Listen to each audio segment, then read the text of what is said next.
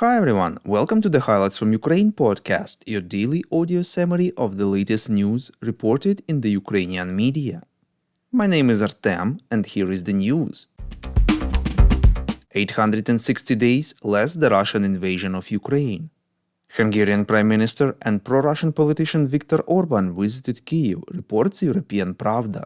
This was his first visit since 2013 and his first visit since the beginning of Russian full-scale invasion of Ukraine. The Hungarian leader explained that he arrived in Ukraine almost immediately after the start of Hungary's presidency of the Council of the European Union in order to better understand how to help Ukraine. He called the issue of the war in Ukraine the most important issue for Europe today and expressed his belief that it will remain so during the next 6 months of Hungary's presidency. Orban met President of Ukraine Volodymyr Zelensky. The two leaders stressed that the meeting became an important step for solving problems which have piled up over a long time.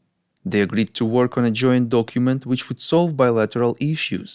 Quote, "The content of our dialogue on all current issues may become a foundation for a future bilateral document between our states, which would regulate our relations and would be based on a mirror effect in the relations between countries," unquote, said Zelensky. In addition, Orban stressed that Hungary is ready to support the modernization of the Ukrainian economy and intends to help Ukraine during its presidency in the EU Council. Also, the Hungarian Prime Minister proposed an urgent ceasefire on the current line of contact, which is part of all pro-Russian peace plans, but did not insist on it. Orban reiterated that he was not opposed to Ukrainian measures to stop the war, but they were taking too long. The Ukrainian leader did not address this topic in his statement, although he did say that Hungary backed Ukraine's peace endeavors at the summit in Switzerland. The Hungarian Prime Minister has agreed to open the first school for Ukrainian-speaking children on the territory of Hungary.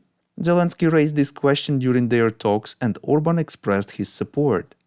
He did not link this decision to corresponding expectations from Ukraine, but noted that he expected Ukraine to understand the needs of the Hungarian-speaking minority which traditionally lives in the Carpattia Oblast of Ukraine.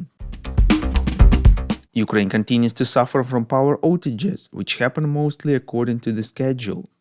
President of Ukraine Volodymyr Zelensky informed in his evening video address that he held a meeting on the issue of energy.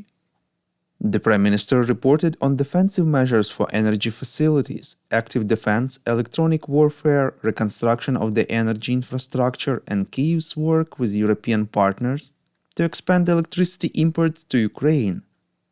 Quote, "We are now consuming the full volume of imports agreed with the EU, and I am grateful to all our neighbors for this assistance.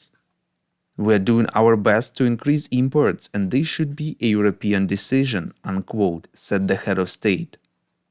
Zelensky has instructed Deputy Prime Minister Fedorov to prepare an analysis of telecom operators, showing what is being done to ensure communication during power outages, as well as which operators are not complying with the relevant decisions.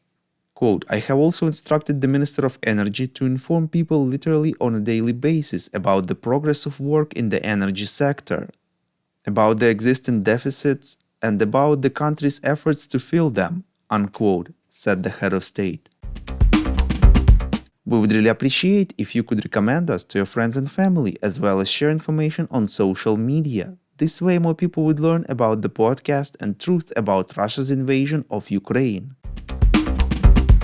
US Assistant Secretary of State for European Affairs James O'Brien said that if Russia tries to expand the current front, then Ukraine will be allowed to fire at a greater distance into the Russian territory, reports Voice of America.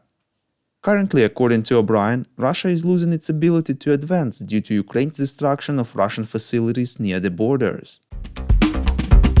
Thank you for listening to the Highlights from Ukraine podcast. We're a commercial initiative of just 2 people, and we need your help to grow.